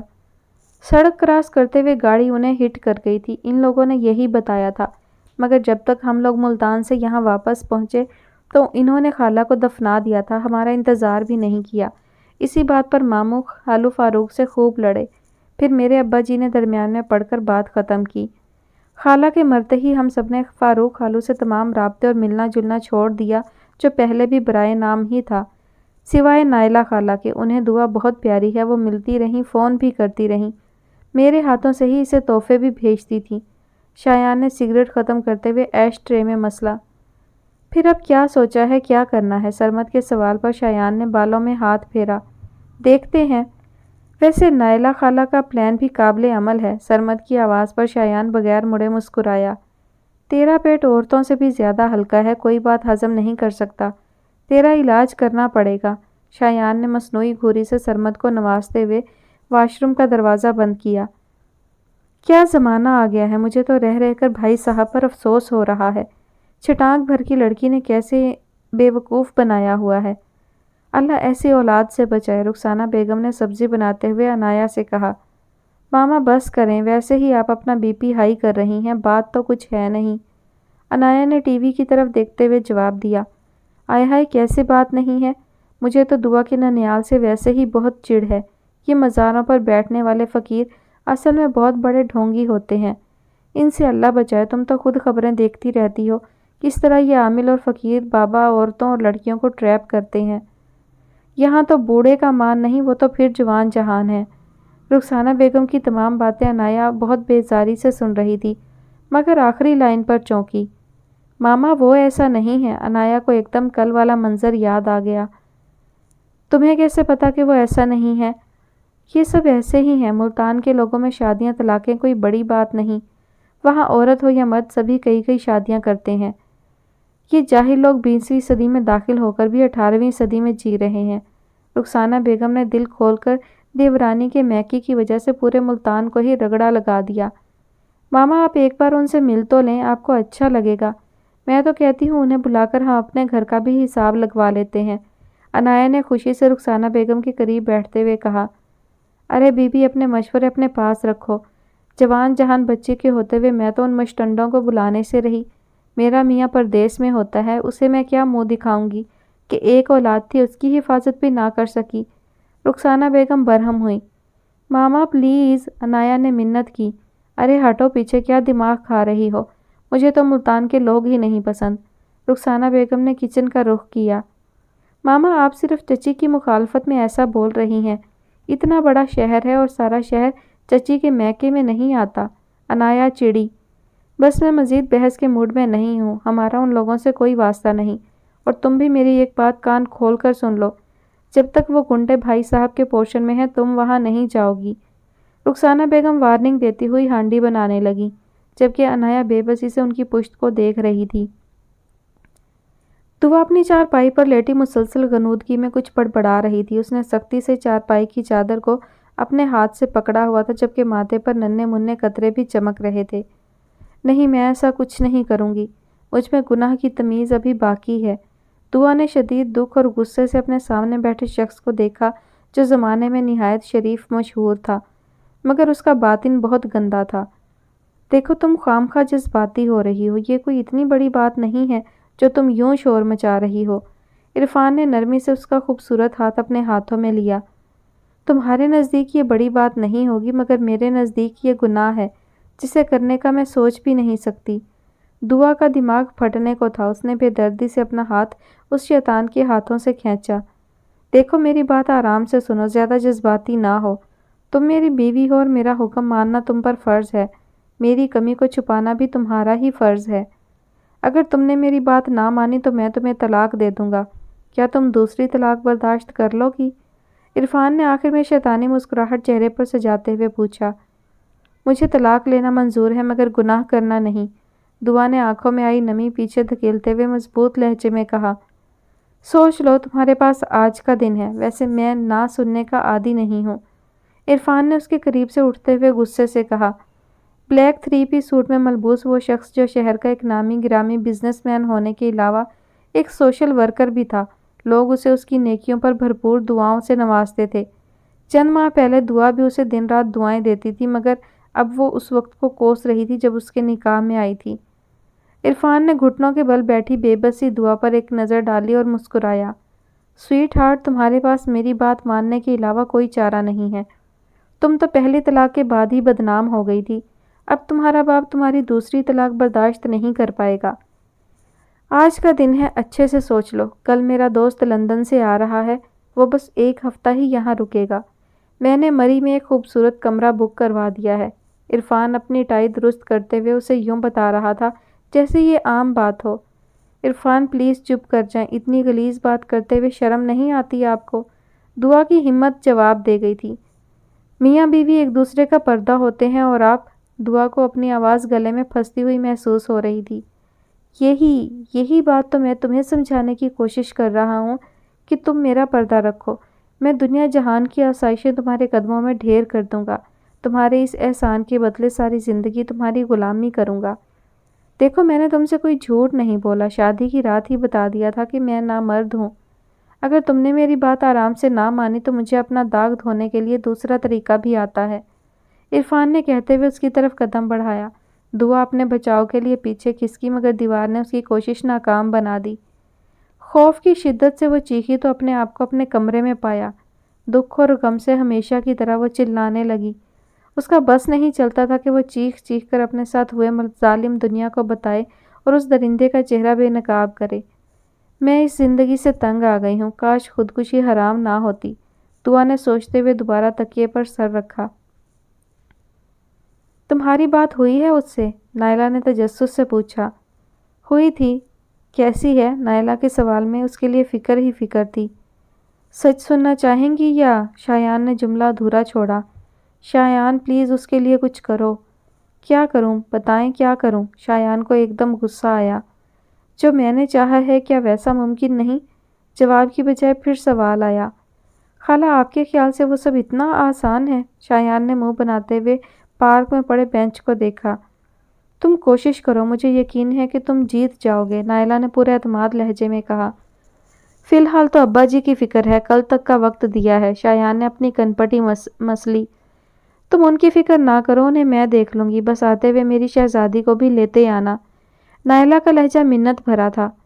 آپ کی شہزادی اب مکمل طور پر چڑیل بن چکی ہے۔ شایان ہلکا سا مسکرایا۔ شایان خبردار، جو اسے ایسا کہا تو میری جان ہے اس میں، نائلہ نے وارننگ دی۔ اچھا تو یہ بات ہے، اس میں آپ کی جان ہے اور مجھ میں؟ شایان نے خفگی سے پوچھا۔ تمہاری اپنی جگہ ہے، اس کی اپنی ہے، کیا بچوں والی باتیں لے کر بیٹھ گئے ہو؟ نائلہ نے قدرے اونچی آواز میں جواب دیا۔ اچھا ناراض مت ہوں اور مجھے ایک بات کا بالکل سچ سچ جواب دیں۔ اگر آپ چاہتی ہیں کہ میں اسے اپنے ساتھ لاؤں تو؟ پوچھو، نائلہ نے بغیر تمہید کے جواب دیا۔ اس کی پہلی طلاق میری تحقیق کے مطابق آپ کی وجہ سے ہوئی تھی، تبھی آپ کا بھی اب گھر میں آنا جانا بند ہو گیا۔ اگر یہ سچ ہے تو آپ نے ایسا کیوں کیا، جبکہ آپ تو اس کے ساتھ محبت کی دعوے دار ہیں؟ شایان نے سنجیدگی سے سوال کیا۔ کاش میں نے وہ سب نہ سنا ہوتا۔ مجھے دکھ ہے کہ وہ شادی میری وجہ سے ختم ہوئی، پر میں کیا کرتی، اپنی آنکھوں سے اس کی بربادی دیکھتی رہتی۔ نائلہ کی آواز ایک دم بدل گئی۔ کیا ہوا تھا؟ ہونا کیا تھا؟ شاہد اور دعا کا نکاح فون پر ہوا تھا۔ وہ دبئی سیکیورٹی گارڈ کی نوکری کرتا تھا، اس لیے بار بار پاکستان نہیں آ سکتا تھا۔ شاہد کی فیملی زیادہ بڑی نہیں تھی، اس کی 3 بہنیں اور ایک ماڈرن سی ماں تھی۔ نائلہ تھوڑا سا ہنسی۔ آپ ہنسی کیوں؟ شایان کو حیرت ہوئی۔ بس شاہد کی ماں کا حلیہ یاد آ گیا تھا۔ بیچاری کے پاس نیا نیا دبئی کا پیسہ آیا تھا مگر سلیقہ نہیں۔ خیر چھوڑو، دعا کو ان لوگوں نے کہاں دیکھا تھا؟ شایان نے عادت سے مجبور ہوتے ہوئے جیب سے سگریٹ کی ڈبی نکالی۔ شاہد کی ایک بہن دعا کے ساتھ کالج میں پڑھتی تھی۔ نائلہ کے جواب پر شایان نے ہنکارا بھرا۔ یعنی دوست نے دشمن کی کمی پوری کی؟ لعنت ایسی دوستی پر۔ نہیں، اس کی کوئی غلطی نہیں تھی۔ تم پہلے میری بات پوری سنو پھر سوال کرنا، اور اگر اب بیچ میں بولے تو میں فون بند کر دوں گی اور کچھ نہیں بتاؤں گی۔ نائلہ نے دھمکی دی۔ آپ مخدوم حاکم کے اکلوتے بیٹے کو دھمکی دے رہی ہیں، شایان نے جتلایا۔ میں اس اکلوتے کی مرمت بھی کر سکتی ہوں کیونکہ میں شیر کی خالہ ہوں۔ نائلہ کے جواب پر شایان ہنسا۔ اچھا آگے؟ شایان کو دلچسپی محسوس ہونے لگی۔ بس وہ مہندی والے دن ہی دبئی سے آیا تھا، دونوں گھرانے خوش تھے۔ بھائی صاحب نے ایک ہی شرط رکھی تھی کہ شاہد جلد از جلد دعا کو ساتھ لے جائے گا، جس پر اس کی ماں تھوڑی ناراض تھی، اور وجہ ہمیں بعد میں سمجھ آئی۔ نائلہ نے ایک سرد آہ خارج کی۔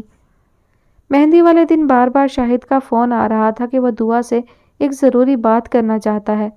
سب اس کو چھیڑ کر فون بند کر دیتے کہ اب جو بھی بات کرنی ہے کل کرنا، مگر میری چھٹی حس کچھ غلط ہونے کا اشارہ کر رہی تھی۔ آخر ایسی بھی کیا بات ہے جو وہ بار بار بات کرنے پر بضد ہے؟ نائلہ کی بات پر شایان نے سگریٹ نیچے پھینکتے ہوئے مسلا۔ آپ کے اندر اچانک CID کی روح آ گئی، شایان نے چھیڑا۔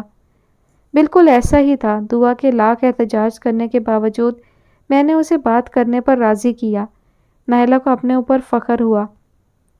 وہ بات کیوں نہیں کرنا چاہتی تھی؟ کچھ تو حیا کا تقاضا تھا اور کچھ وہ اپنی تائی اور پھپھو سے خوف زدہ تھی کہ اگر انہیں پتہ چل گیا تو وہ آج کے دن کا بھی لحاظ نہیں رکھیں گی۔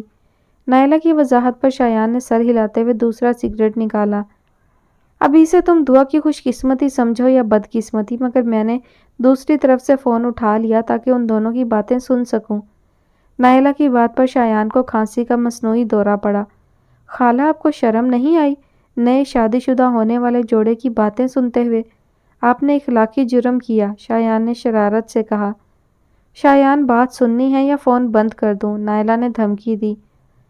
میرے پاس 2 سگریٹ رہ گئے ہیں، تب تک کوشش کریں کہ بات مکمل کر لیں کیونکہ پھر میرا سر درد شروع ہو جانا ہے، شایان نے جمائی لیتے ہوئے کہا۔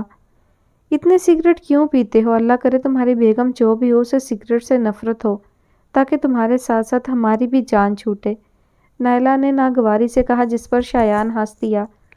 آپ کو لگتا ہے میں اسے اتنا سر چڑھاؤں گا؟ شایان نے ہنستے ہوئے پوچھا۔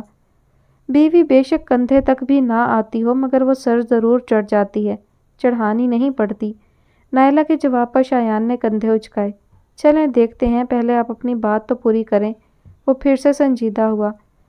شاہد نے سلام دعا کے بعد جو الفاظ کہے انہوں نے میرے پاؤں کے نیچے سے زمین چھین لی۔ میں خواب میں بھی ایسا نہیں سوچ سکتی تھی۔ اس نے دعا سے کہا کہ یہ شادی میں صرف اپنی ماں کے لیے کر رہا ہوں، کیونکہ بہنوں کی شادیاں ہو جائیں گی تو وہ اکیلی رہ جائیں گی۔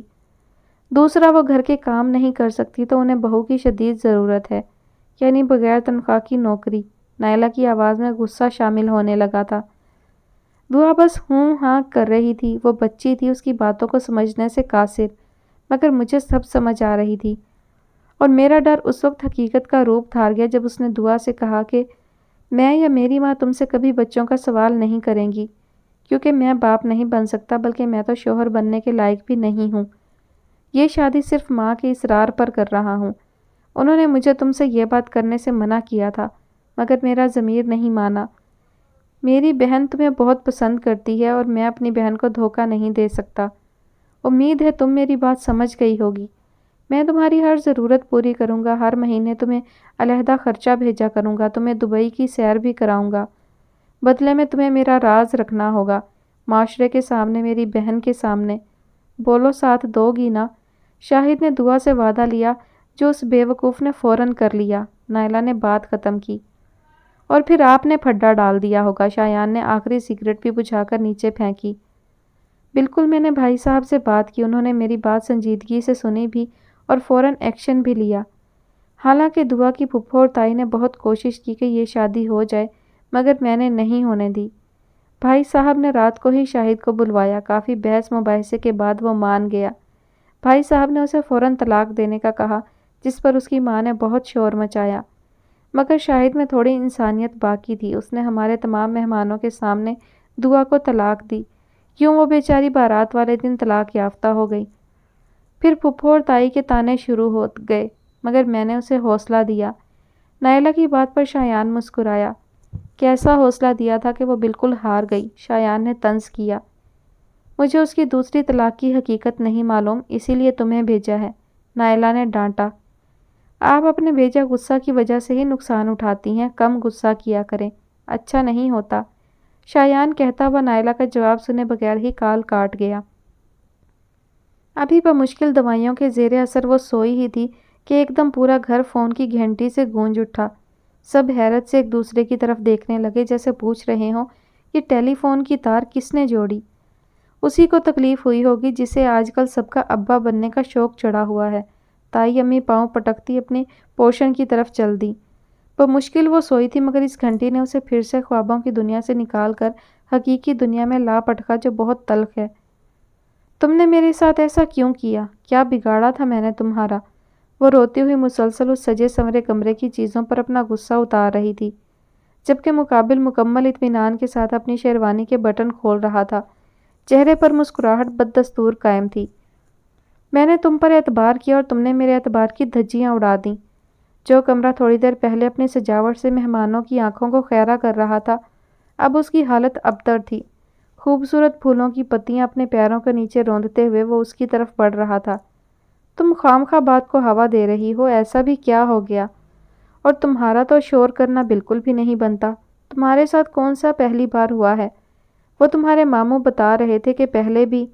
اس نے جان بوجھ کر بات ادھوری چھوڑی۔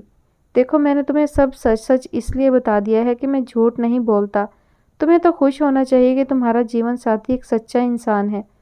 وہ اب گھٹنوں کے بل اس کے پاس بیٹھا انتہائی دوستانہ لہجے میں بات کر رہا تھا، جبکہ وہ اس کی ڈھٹائی پر حیران تھی۔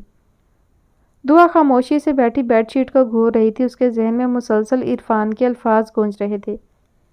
میں نے کیسی قسمت پائی ہے۔ پھپھو کہتی ہیں دعا تم شادی نہ کیا کرو، جس مرد سے بھی شادی کرتی ہو وہ نامرد بن جاتا ہے۔ میں انہیں کیسے سمجھاؤں کہ اس میں میرا قصور نہیں ہے؟ دعا نے بے چارگی سے ادھر ادھر دیکھا۔ عرفان، تم نے بھی میری مجبوری کو کیش کرنے کی کوشش کی، جبکہ میں دل سے تمہاری احسان مند تھی۔ تم تو شاہد سے بھی گئے گزرے نکلے۔ دعا نے اپنے آنسو صاف کیے۔ مجھ سے ایک غلطی ہو گئی ہے، سرمد نے اپنا سر کھجاتے ہوئے کہا۔ بس ایک؟ جیپ کا بونٹ کھولتے ہوئے شایان نے پوچھا۔ پوچھ رہا ہے یا طنز کر رہا ہے؟ سرمد نے جیپ کے ساتھ ٹیک لگاتے ہوئے انجن پر نظر ڈالی۔ جیپ آج کل بہت جلدی گرم ہو جاتی ہے، پتہ نہیں کیوں، شایان نے سوچتے ہوئے کہا۔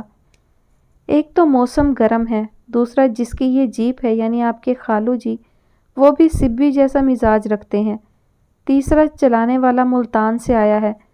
حیرت کی بات ہے ابھی بھی آپ سوچ رہے ہیں کہ جیپ جلدی کیوں گرم ہو جاتی ہے۔ سرمد کے تجزیے پر شایان نے پوری قوت سے بونٹ بند کیا اور اسے دیکھ کر مسکرانے لگا۔ میرے اصول میں یہ بات شامل ہے کہ میں دوستوں پر کبھی ہاتھ نہیں اٹھاتا۔ شایان کے جواب پر سرمد نے سر کو خم دیا۔ مگر رینچ تو اٹھا سکتا ہوں۔ پاس پڑے ٹول باکس سے رینچ اٹھاتے ہوئے شایان نے چہرے پر مسکراہٹ پھیلی، جبکہ سرمد کے چہرے کی مسکراہٹ سمٹ گئی۔ کمینے دوست کو مارے گا؟ سرمد نے الٹے قدم لیے، جبکہ شایان قمیض کے بازو فولڈ کر رہا تھا۔ جلدی بول کہ تو نے کیا کیا ہے تاکہ اسی حساب سے تجھے سزا دی جائے، شایان نے سنجیدگی کا لبادہ اوڑھتے ہوئے پوچھا۔ کچھ خاص نہیں کیا، مگر جو کیا ہے اسے عام بھی نہیں کہا جا سکتا، سرمد نے ہاتھ سینے پر باندھتے ہوئے جواب دیا۔ لگتا ہے کہ آج تجھے ایمرجنسی میں ہسپتال لے کر جانا پڑے گا، شایان نے پرسوچ انداز میں سرگوشی کی۔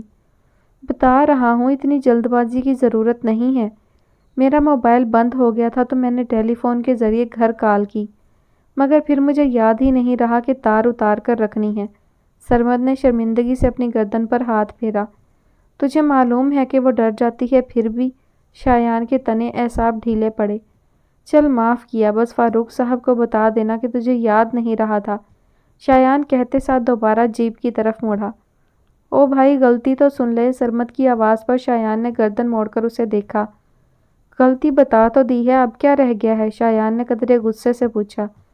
غلطی یہ نہیں کہ میں نے تار لگی رہنے دی، بلکہ غلطی یہ ہے کہ میں نے سب کو کہہ دیا ہے کہ مخدوم شایان کے حکم سے میں نے تار جوڑی ہے، اب اسے کوئی نہیں اتارے گا۔ یہ بھی دعا بی بی کے علاج کا حصہ ہے۔ سرمد نے دانتوں کی نمائش کرتے ہوئے اپنی کارروائی گوش گزار کی۔ پہلے میں نے سوچا تھا کہ پرائی جگہ پر تجھے کچھ نہ کہوں، مگر پھر خیال آیا وہ سرمد ہی کیا جو جگہ جگہ بے عزت نہ ہو۔ شایان نے طنزاً مسکراتے ہوئے جواب دیا اور سرمد کی طرف بڑھنے لگا۔ نہیں نہیں، تو ایسا کچھ نہیں کرے گا، آخر میں تیرا یار ہوں، سرمد کہتا ہوا الٹے قدم لے رہا تھا جب پیچھے سے آتی انایا سے ٹکراتے ہی کرنٹ کھا کر پلٹا، جبکہ شایان اپنی ہنسی دباتے دوبارہ جیپ کی طرف مڑ گیا۔ سوری، میں آگے دیکھ رہا تھا۔ سرمد نے شرمندگی سے انایا کی طرف دیکھا جو شاید انہی کے لیے ٹرے میں 2 گلاس جوس لائی تھی، مگر افسوس وہ اب زمین دھو رہے تھے۔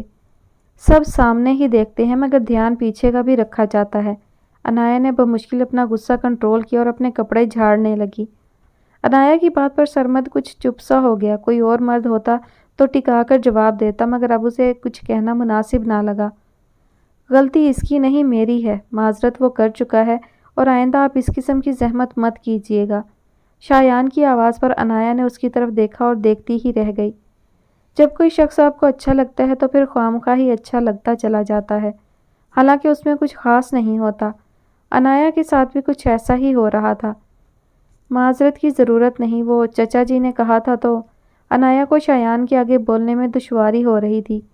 ٹھیک ہے آپ جائیں، شایان کے کہتے ہی انایا یوں غائب ہوئی جیسے تھی ہی نہیں۔ یہ کون سا طریقہ ہے صنف نازک سے بات کرنے کا؟ اس بیچاری کو کیسا کرارا جواب دیا۔ کوئی شرم ہوتی ہے، کوئی لحاظ ہوتا ہے، مطلب کچھ تو۔ شایان کے گھورنے پر سرمد کی زبان کو بریک لگی۔ پیار سے بھی یہ سب کہا جا سکتا تھا، میں تو صرف یہی کہنے کی کوشش کر رہا ہوں۔ کچھ دیر بعد سرمد نے ہچکچاتے ہوئے کہا، مجھے اس لفظ پیار سے کوئی دلچسپی نہیں، سمجھا؟ شایان کے بولنے پر سرمد نے سر نیچے جھکاتے ہوئے ہاں میں ہلایا۔ پیار کرنا ایک آرٹ ہے اور تو سائنس کا اسٹوڈنٹ رہ چکا ہے، بس یہی ایک بات سارے پیار کا ستیہ ناش کر دیتی ہے، بس بات ختم۔ سرمد کہتا ہوا کپڑے بدلنے چل دیے جبکہ شایان سر نفی میں ہلانے لگا۔ بھائی صاحب یہ کب تک ہمارے سروں پر منڈلاتے رہیں گے؟ عذرا بیگم نے نہایت بیزاری سے پوچھا۔ خدا خوفی کرو عذرا، کیا ہو گیا ہے، کیسے بات کر رہی ہو؟ وہ میرے کہنے پر رکے ہیں ورنہ تو کب کے چلے گئے ہوتے۔ فاروق صاحب کو عذرا بیگم کا یوں ان کے بارے میں پوچھنا ناگوار گزرا۔ 3 دن میں ایسا بھی کیا ہو گیا ہے جو آپ ان کے مرید بن گئے ہیں؟ مجھے بھی تو پتہ چلے۔ عذرا بیگم کو فاروق صاحب پر سخت غصہ آ رہا تھا۔ 3 سالوں سے خاموش میری دعا نے اس دن بات کی تھی اور ٹیلی فون کا بحال ہونا تمہیں نارمل بات لگ رہی ہے؟ فاروق صاحب کی آنکھوں میں امید کی چمک تھی۔ بس کریں بھائی صاحب، بھلا ایسے کیسے ہو سکتا ہے کہ ایک بندہ بغیر عمل کیے ہی سب ٹھیک کر دے؟ ویسے تو میرا ان عاملوں پر بالکل یقین نہیں ہے، اور فرض کریں کہ وہ واقعی ہی کوئی موکل وغیرہ رکھتا ہے تو پھر بتاتا کیوں نہیں کہ دعا کے ساتھ مسئلہ کیا ہے؟ عذرا بیگم کی بات فاروق صاحب کے دل کو لگی۔ اس نے بات کی تھی، میں بھی کمرے میں ہی تھا۔ فاروق صاحب کو اپنی دلیل خود ہی کمزور سی لگی۔ یہ اکیلے میں عمل کرنے والے عامل کچھ اور ہی عمل کرتے ہیں۔ عذرا بیگم کی بات پر فاروق صاحب کا ضبط جواب دے گیا۔ عذرا خاموش ہو جاؤ، تم اس وقت بہتان لگا رہی ہو، میری بیٹی پر بھی اور ان پر بھی۔ فاروق صاحب غصے سے اٹھ کھڑے ہوئے۔ میری بات آپ سے برداشت نہیں ہو رہی، حالانکہ میں آپ کی اپنی ہوں۔ پھر سوچے میں کس طرح لوگوں کے سوالوں کا جواب دے رہی ہوں۔ عذرا بیگم نے اپنے جھوٹے آنسو صاف کیے۔ کیا مطلب ہے تمہاری بات کا؟ کون لوگ باتیں بنا رہے ہیں اور کیوں؟ فاروق صاحب نے اب کی بار قدرے نرم لہجے سے پوچھا۔ سارا محلہ ہی پوچھ رہا ہے کہ یہ 2 عدد جوان جہان لڑکے اس گھر میں کیا کر رہے ہیں۔ کم از کم مجھ سے تو نہیں کہا جا رہا کہ وہ دعا کا علاج کرنے آئے ہیں۔ عذرا بیگم اپنا زہر نکال رہی تھی۔ وہ لڑکے نہیں، دعا کے کزن بھی ہیں اور اس کی روحانی تربیت کے لیے آئے ہیں۔ تم لوگوں کو بتا سکتی ہو، اس میں شرم والی کوئی بات نہیں۔ فاروق صاحب اب کی بار سنبھل چکے تھے۔ معاف کیجیے گا، میں نے ایک بار بھی انہیں دعا کا علاج کرتے نہیں دیکھا۔ آپ اٹھے، کہیں کہ ہم سب کے سامنے جو بھی دعا سے پوچھنا ہے پوچھیں اور دوا دے کر چلتے بنے۔ عذرا بیگم کہتی ہوئی کمرے سے باہر نکل گئیں، جبکہ فاروق صاحب سوچ میں پڑ گئے۔ دعا اپنی پسندیدہ جگہ پر بیٹھی پنجرے میں اڑتے آسٹریلین طوطوں کی جوڑی کو دیکھ رہی تھی، جو کبھی پنجرے میں بیٹھ جاتے، کبھی اڑنے لگتے، کبھی ایک دوسرے سے شرارت کرتے۔ وہ اتنے انہماک سے ان کو دیکھ رہی تھی کہ شایان کے آنے کا اسے پتہ ہی نہیں چلا۔ آپ کو بچپن میں پونیا کہہ کر بلاتے تھے نا؟ شایان چلتا ہوا پنجرے کے قریب کھڑا ہو گیا، جبکہ دعا کا دماغ لفظ پونیا پر رک گیا۔ اگر میں غلط نہیں ہوں تو اس کی وجہ آپ کی وہ 2 خوبصورت چھوٹی چھوٹی پونیاں تھیں جو آپ ہر وقت بنائے رکھتی تھیں۔ شایان نے پلٹ کر دعا کے حیرت زدہ چہرے کو دیکھا۔ آپ سوچ رہی ہوں گی کہ مجھے کیسے پتا؟ بات تو واقعی سوچنے کی ہے۔ سوچے سوچے شایان کہتا ہوا ریلنگ کے ساتھ جا لگا۔ میں آپ کو صرف یہ بتایا آیا ہوں کہ میں کل واپس ملتان جا رہا ہوں۔ نائلہ خالہ نے مجھے آپ کو لینے بھیجا تھا، مگر آپ جانا نہیں چاہتی۔ خیر، میرا اس میں بھی فائدہ ہی ہے۔ شایان نے دعا کے جھکے سر کو دیکھا جو مسلسل زمین کو گھور رہی تھی۔ میری ان کے ساتھ شرط لگی تھی کہ تم نہیں آؤ گی۔ آپ خامخواہ پریشان ہو رہی ہیں۔ وہ اپنی تائی اور پھپھو کے ساتھ بہت خوش ہے۔ اسے اپنا ددھیال آپ سے کئی گنا زیادہ پیارا ہے۔ میں شرط جیت گیا ہوں۔ بس ایک بار آپ انہیں خود کہہ دیں کہ آپ ملتان آنا نہیں چاہتی۔ ذرا بات ریکارڈ میں آ جائے گی، ایسے تو وہ مجھ پر شک ہی کرتی رہیں گی۔ شایان نے دعا کے تاثرات نوٹ کرتے ہوئے کہا۔ دعا کو کچھ دیر بے حس و حرکت بیٹھا دیکھ کر شایان نے ریلنگ سے ٹیک ختم کی اور ٹیرس سے باہر قدم بڑھا دیے، مگر ابھی وہ ٹیرس کا دروازہ کراس نہیں کر پایا تھا کہ ایک نازک کمزور آواز اس کے کانوں میں پڑی۔ میں جاؤں گی، مجھے نائلہ سے ملنا ہے، ان سے بہت باتیں کرنی ہیں، مگر آپ میرے پاس دوبارہ مت آئیے گا، آپ کے پاس سے سگریٹ کی گندی بدبو آتی ہے۔ آپ کو اسی لیے جلدی جواب دیا ہے کہ آپ دوبارہ آ کر میرا دماغ خراب مت کریں۔ دعا نے اتنے نرم لہجے میں سب کہا کہ شایان کو اپنی بے عزتی سمجھنے میں وقت لگا۔ جی بیٹا، آپ نے کون سی ضروری بات کرنی تھی؟ فاروق صاحب نے شایان کی طرف دیکھتے ہوئے پوچھا۔ میرے خیال سے آپ کی بیٹی پر کسی ہوائی چیز کا سایہ ہے، اس کا یہاں علاج ممکن نہیں۔ شایان نے بہت سوچتے ہوئے ناپ تول کر جملہ ادا کیا۔ مگر کیوں؟ فاروق صاحب کو شایان کے جملے نے شدید پریشانی میں مبتلا کر دیا تھا۔ میرے پاس اتنا علم اور تجربہ نہیں جتنا ابا کے پاس ہے۔ میرے خیال میں آپ کی بیٹی کو درگاہ پر حاضری بھی دینی چاہیے اور اسے ابا سے دم کرانا چاہیے تو یہ ٹھیک ہو جائے گی۔ ابا بہت مصروف ہوتے ہیں، وہ تو کہیں نہیں آتے جاتے۔ دوسرا، آپ کا شہر دور بھی بہت ہے، پھر آپ لوگوں میں محبت نام کی چیز بھی نہیں۔ معذرت چاہتا ہوں، زیادہ سچ بول دیا۔ شایان نے فاروق صاحب کے تاثرات نوٹ کرتے ہوئے فوراً معذرت کی۔ یہ بات مجھے تو سمجھ آ رہی ہے، مگر باقی گھر والوں کو کون سمجھائے گا؟ فاروق صاحب نے اپنی اینک اتار کر میز پر رکھی۔ بیٹی آپ کی ہے تو فکر بھی صرف آپ کو ہی ہونی چاہیے، باقیوں کی فکر کرنا بے وقوفی ہے۔ یا آپ بیٹی کا علاج کرا لیں یا باقیوں کی فکر کر لیں، مگر مجھے ہر صورت صبح واپس جانا ہے، میں یہاں رہ نہیں سکتا۔ شایان کہتا ہوا اٹھ کھڑا ہوا۔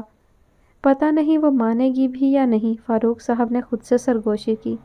اس کی آپ فکر نہ کریں، بس جا کر اسے بتا دیں کہ ہم صبح ملتان جا رہے ہیں۔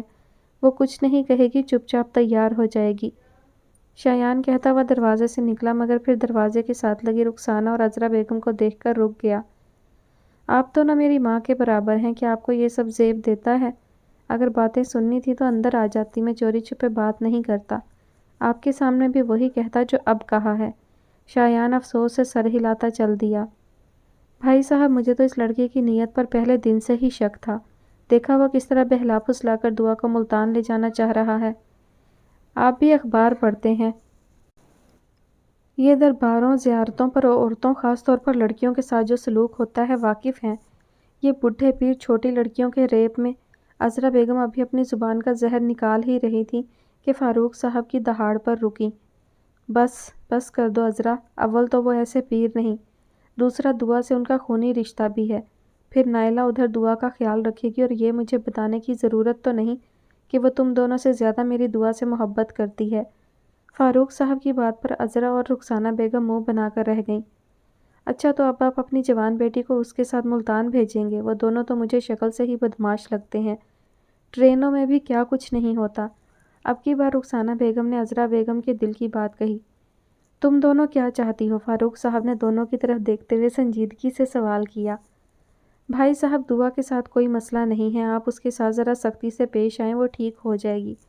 اسے کہیں کہ گھر کا کام کرے، کھانا بنانا، صفائی کرنا، برتن کپڑے دھونا وغیرہ۔ اپنے کمرے سے نکلے گی تو ٹھیک ہو جائے گی۔